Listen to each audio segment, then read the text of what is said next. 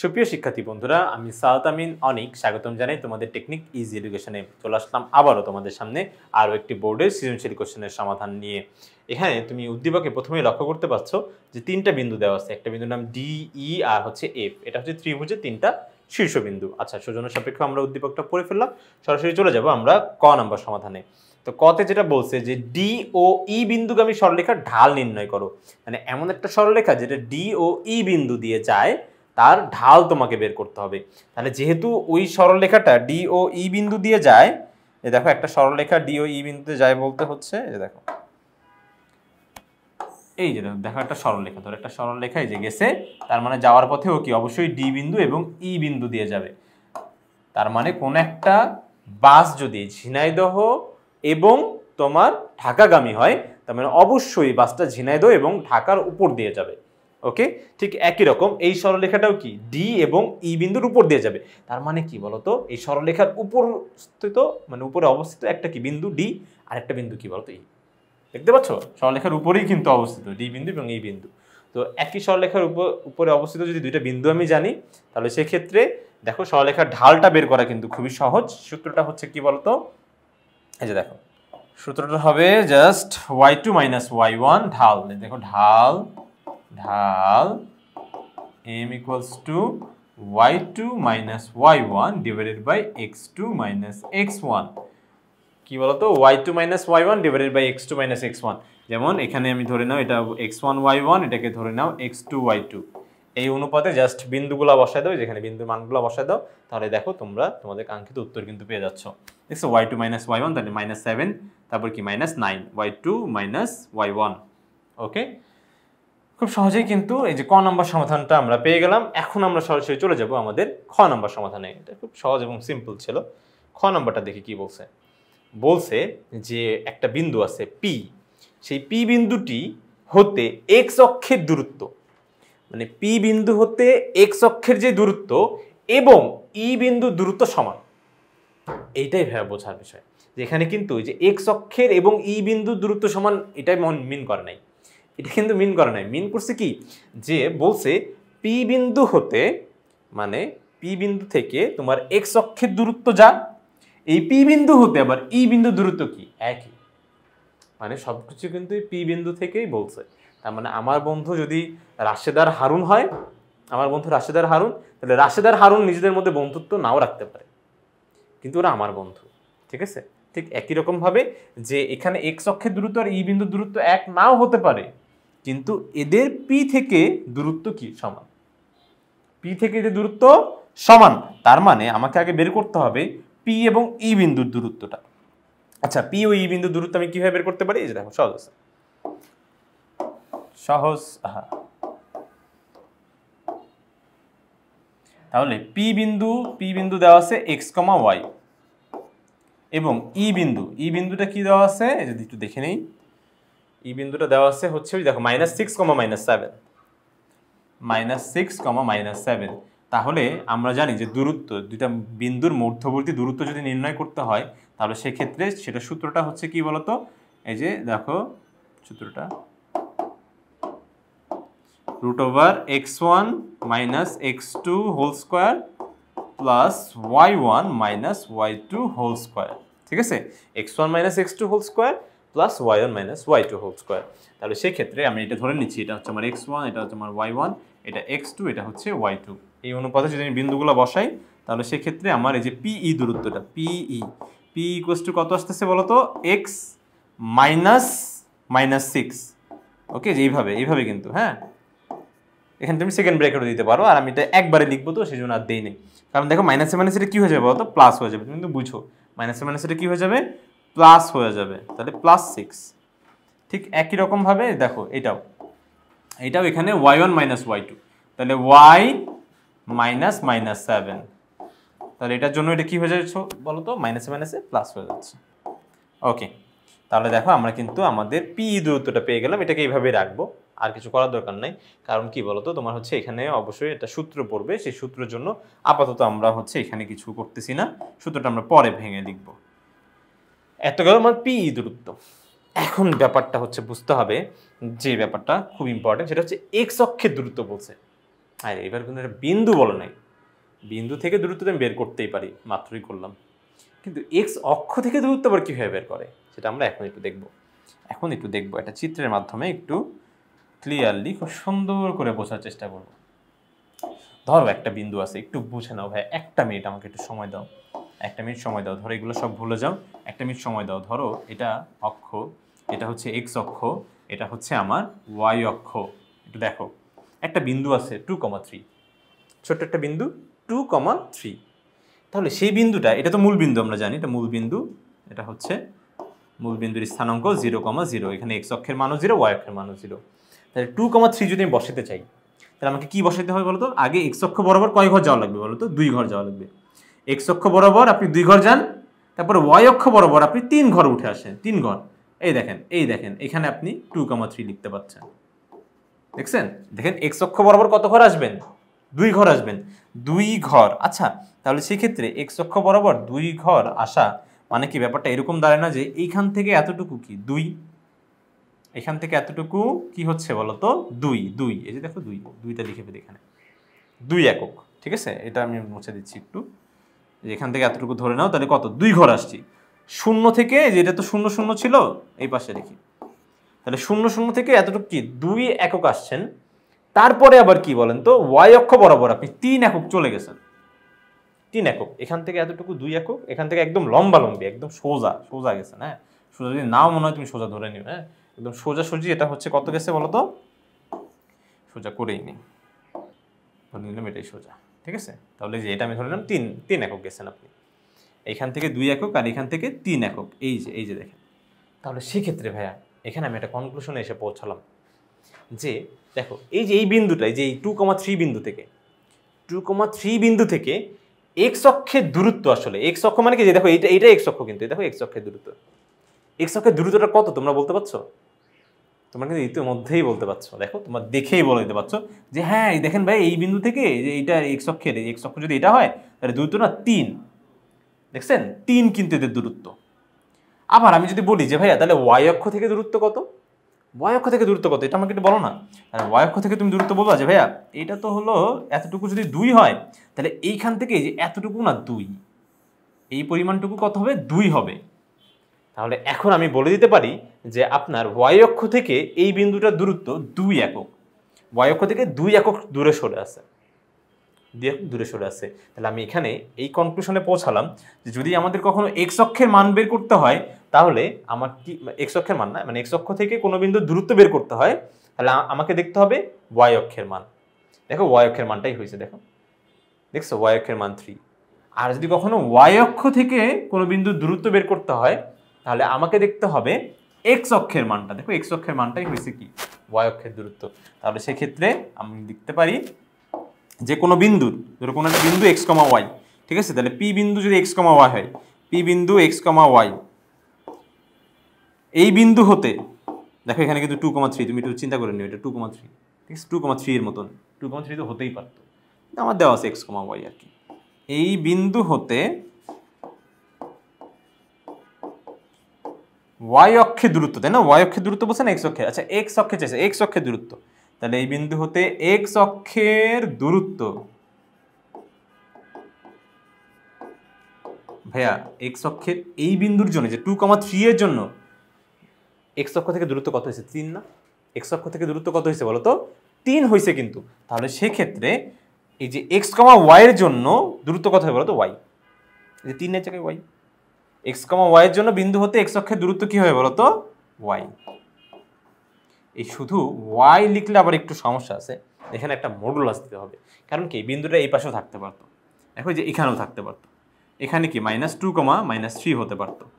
তাহলে সেই ক্ষেত্রে তখন দূরত্ব কি বলতো? এখানে -2 আসছে ভাইয়া আর এখানে -3 না, দূরত্ব কখনো কিন্তু ঋণাত্মক হয় না।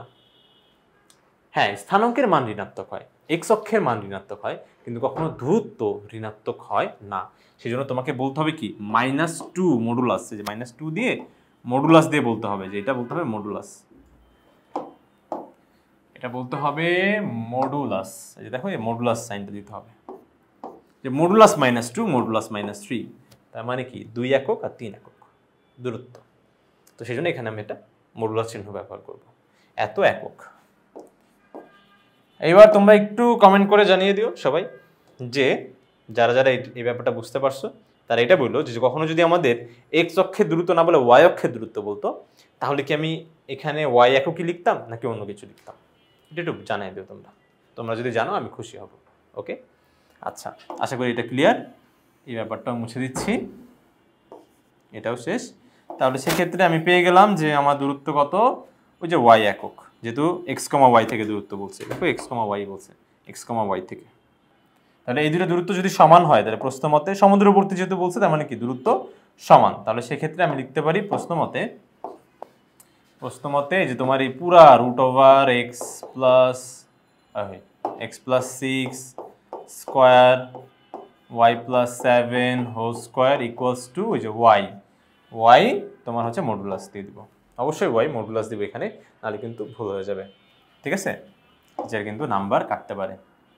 এখন আমি দুই পাশে বর্গ করে দিই, তাহলে আমার এই রুটটা উঠে যাবে। দুই পাশে বর্গ বলতে এইভাবে বর্গ করে দিলাম, এখানেও বর্গ করে দিলাম, তাহলে আমার রুটটা উঠে যাবে, এই পাশে রুটটা উঠে যাবে। কিন্তু এইখানে কিন্তু আবার ওয়াই স্কোয়ার হবে, এখানকার রুটটা উঠে যে এটা আসলো,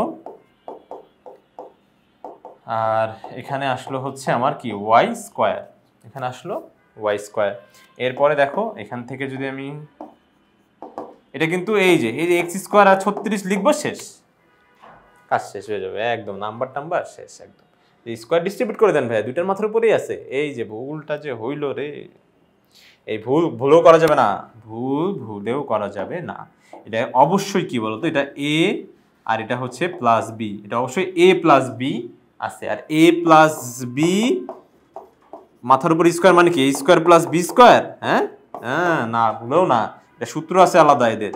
তার মানে এখানে যদি অবশ্যই ব্র্যাকেটের মানে স্কোয়ারের নিচে যদি প্লাস অথবা মাইনাস থাকে তাহলে কিন্তু অবশ্যই সূত্রে পড়বে। সূত্র কি, a square plus 2ab plus b square, a square plus 2ab plus b square. তাহলে এইখানে দেখো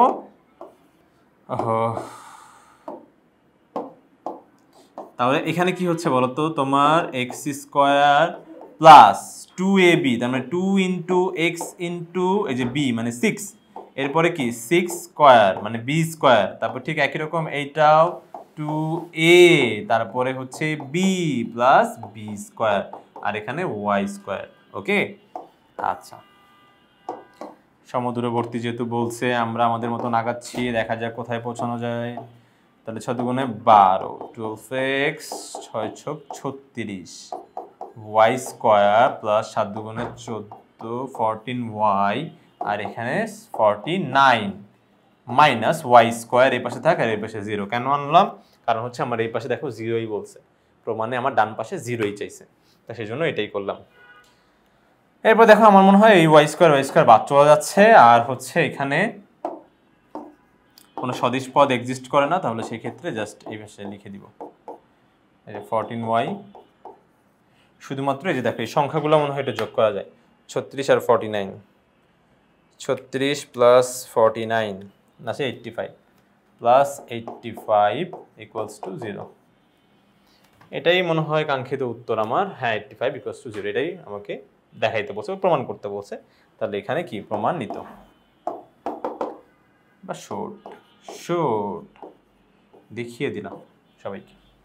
ওকে, আশা করি এটা হচ্ছে আমাদের পারা যাবে। শুধুমাত্র এখানে বোঝাচ্ছিল যে এই যে দূরত্বগুলা কখনো এক্স অক্ষের দূরত্ব যদি বলে তাহলে এইভাবে বুঝে নিও কিন্তু। ওকে, ঠিক আছে, এখন আমরা সরাসরি চলে আসবো আমাদের গ নাম্বার কোয়েশ্চেনটাতে। গ নাম্বার কোয়েশ্চেনে যেটা চাইছে সেটা হচ্ছে কি, শুধু ডিইএফই তো, হ্যাঁ ত্রিভুজ, চতুর্ভুজ বলা নেই, ডিএফ ত্রিভুজের যে অংশ এক্স অক্ষের সাথে যে ত্রিভুজ উৎপন্ন করে তার ক্ষেত্রফল নির্ণয় করো। আচ্ছা, ত্রিভুজের যে অংশটুকু, নর্মালি আমরা এর আগে যতগুলো অঙ্কই করছি সবগুলো দিচ্ছি চতুর্ভুজ, কিন্তু এখানেই একমাত্র কি বলছে বলতো, ত্রিভুজ বলছে। আর ত্রিভুজের যে অংশটুকু এক্স অক্ষের সাথে নতুন আরেকটা ত্রিভুজ গঠন করবে তার ক্ষেত্রফল বের করতে হবে, তাই তো? এই যে দেখো ডিএফ ত্রিভুজে, এই যে দেখো আগে ডিএফ ত্রিভুজটাকে আঁকতে হবে, ত্রিভুজ এঁকে নেই, তারপরে দেখা যাক কি হয়। ওকে, তাহলে ত্রিভুজ আঁকতে হলে আগে আমার হচ্ছে এটা জানা লাগবে, বিন্দুগুলো বসানো লাগবে। এটা আমি ধরে নিচ্ছি আমার ওয়াই অক্ষ, এটা হচ্ছে আমার এক্স অক্ষ।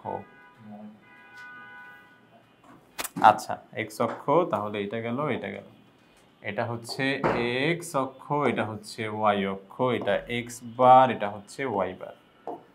ওকে, এখন যে কাজটা বিন্দুগুলো বসাই, যে ডি এফ কই গেল, বিন্দুগুলো কই চলে গেল, এই দেখো বিন্দুগুলো কি হচ্ছে ডি এফ, তাহলে 5,9 5,9 5,9, তার মানে এক্স এর মান পজিটিভ, ওয়াই এর মানও পজিটিভ, তাহলে 5,9 আমি এখানে ধরে নিচ্ছি যে এখানে আমার 5,9 ডি বিন্দুটা 5,9। তারপরের বিন্দুটা কি বলছে তোমার -6,-7, তাহলে -6 আর -7 অবশ্যই নিচেই হবে, ঠিক আছে। এক্স এর মান ঋণাত্মক বাম পাশে, ওয়াই এর মান ঋণাত্মক কি বলতো নিচে নিচে, তাহলে -6,7, এটা হলো ই। আর এফ হচ্ছে বলছে 15,-7, তাহলে এক্স এর পজিটিভ মান হচ্ছে এইদিকে 15 আমি ধরে নিচ্ছি এখানে, আর হচ্ছে -7 আবার এই যে নিচে, যে এইটা নিচে 15,-7। আচ্ছা, তাহলে সেক্ষেত্রে আমি দেখি আমার এখনকার নতুন ত্রিভুজটা কি দেখতে কেমন হয় সেটা তো আগে দেখে নেই।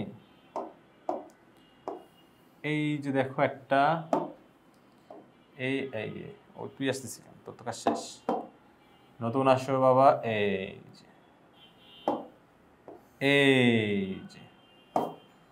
ঠিক আছে, এই হচ্ছে আমার ত্রিভুজটা। ওকে, মোটামুটি ত্রিভুজটা এমনই দেখতে। এখন আমাদের যে কাজটা করা লাগবে সেটা হচ্ছে, হ্যাঁ সেটা হচ্ছে যে তোমার এক্স অক্ষের সাথে যে ত্রিভুজটা উৎপন্ন করে, মানে এই ত্রিভুজ এক্স অক্ষের সাথে যে ত্রিভুজ উৎপন্ন করে, এই দেখো এক্স অক্ষের সাথে ত্রিভুজ উৎপন্ন করছে, আসলেই তো আমার মনে হচ্ছে কি রে ত্রিভুজ আবার ত্রিভুজ, আসলেই দেখো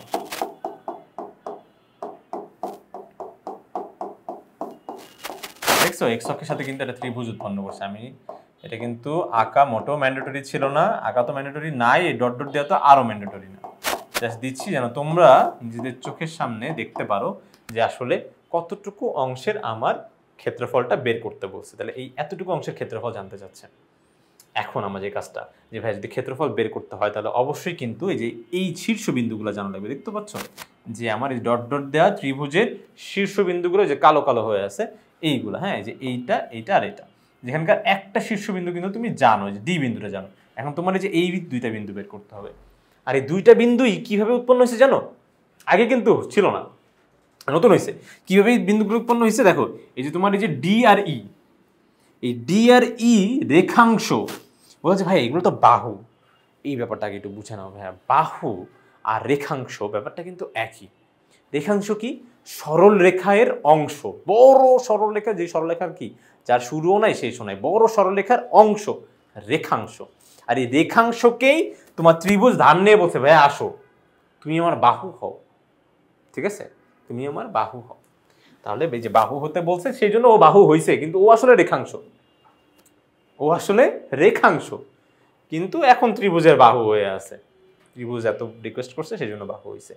তাহলে সেক্ষেত্রে যেহেতু সরলরেখার সমীকরণ আছে, যেহেতু সরলরেখার সমীকরণ আছে তার মানে কি ওর রেখাংশের সমীকরণ আছে, ঠিক আছে রেখাংশের সমীকরণ। আর দুইটা কিন্তু ভিন্ন না যে ভাইয়া তাহলে এই যে মনে হয় ডি ই এটা মনে হয় একটা, আবার হচ্ছে ডি সরলরেখার জন্য মনে হয় আরেকটা, না সরলরেখার সমীকরণ যা, এই ডি রেখাংশের সমীকরণ তাই। ওকে, কারণ এটা তো সরলরেখারই অংশ।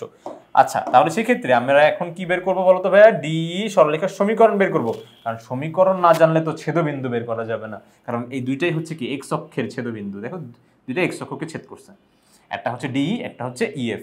তার মানে আমাকে এখন ডিই আর ইএফ সমীকরণটা বের করতে হবে, সরলরেখার সমীকরণ বা রেখাংশের সমীকরণ।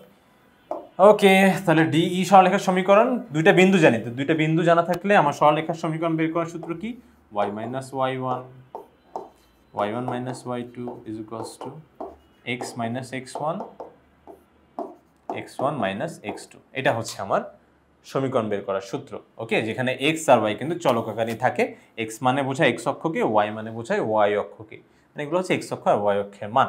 আচ্ছা, তো x1 y1 আমি ধরে নিচ্ছি, এটা হচ্ছে আমার এটা x1, এটাকে আমি ধরে নিচ্ছি y1, এটাকে আমি ধরে নিতে পারি আমার x2, এটাকে ধরে নিতে পারি y2। এভাবে ছোট করে আমি এটা ধরে নিলাম। এখন আমি এই অনুপাতে সূত্রগুলো জাস্ট বসাই দিব, তাহলেই আমার কাজ শেষ হয়ে যাবে।